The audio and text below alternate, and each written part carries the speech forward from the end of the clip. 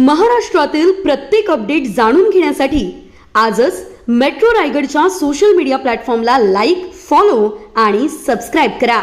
रायगड जिल्ह्याचे मुख्यालय असलेल्या अलिबाग तालुक्यात दिवसेंदिवस वाढणाऱ्या कचरा समस्येवर कायमस्वरूपी तोडगा काढण्यासाठी स्वतंत्र डम्पिंग ग्राउंड उपलब्ध करून द्यावे अशी मागणी माजी आमदार सुभाष उर्फ पंडित शेठ पाटील यांनी महसूल मंत्री चंद्रशेखर बावनकुळे यांच्याकडे केली आहे.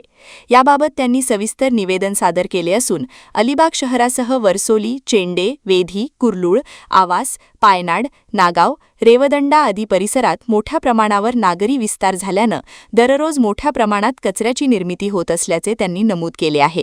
मात्र या कचऱ्याच्या विल्हेवाटीसाठी तालुक्यात अधिकृत डम्पिंग ग्राउंड नसल्याने गंभीर अडचणी निर्माण होत आहेत. अलिबाग परिसरात मोठ्या प्रमाणावर मॅंग्रोव्ह क्षेत्र असल्यामुळे जागा उपलब्ध करून देण्यात अडथळे येत असल्याचेही त्यांनी निदर्शनास आणले आहे. नवी मुंबई विमानतळ प्रकल्पाप्रमाणे विशेष बाब म्हणून अलिबाग तालुक्याचाही विचार करून डम्पिंग ग्राउंडसाठी जागा उपलब्ध करून द्यावी अशी त्यांनी शासनाकडे मागणी केली आहे.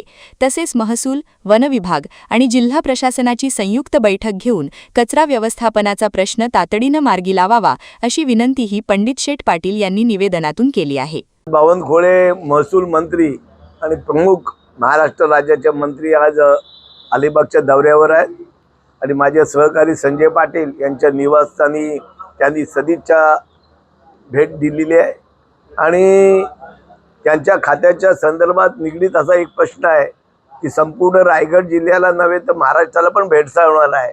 पण त्याच्यामध्ये अलिबाग तालुका, रायगड जिल्हा याला 240 किलोमीटरचा समुद्र किनारा आहे आणि हे भाताचं एकेकाळी कोठार होतं.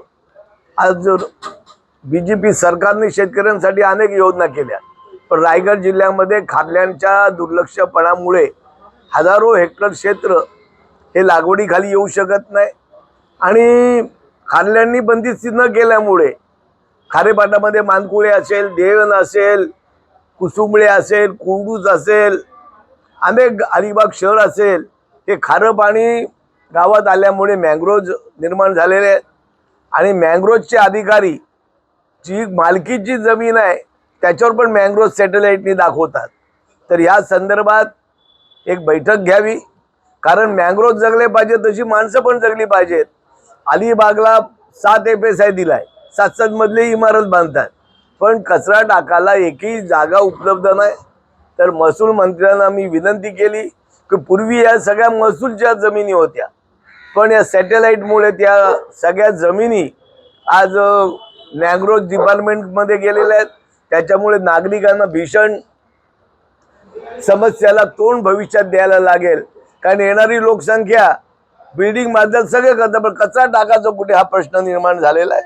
उदाहरणार्थ मी ज्या गावात राहतो त्या गावात पण डम्पिंगचा प्रश्न उपस्थित होता, पण मी या संदर्भात महसूल मंत्र्यांना अधिकार आहेत की त्यांनी नवीन मुंबई विमानतळ करताना राज्य सरकारने जो निर्णय घेतला की मॅंग्रोव्ह त्यांनी अन्य ठिकाणी लावले, तशाच पद्धतीने एक धोरणात्मक निर्णय महसूल मंत्री यांनी घ्यावा, कॅबिनेटमध्ये तो प्रस्ताव ठेवावा आणि खऱ्या अर्थाने रायगड जिल्ह्यातील आणि कोकणातील अनेक जिल्ह्यांना या मॅंग्रोव्ह पासून विकासाला जर अडचण निर्माण होते ती दूर करावी.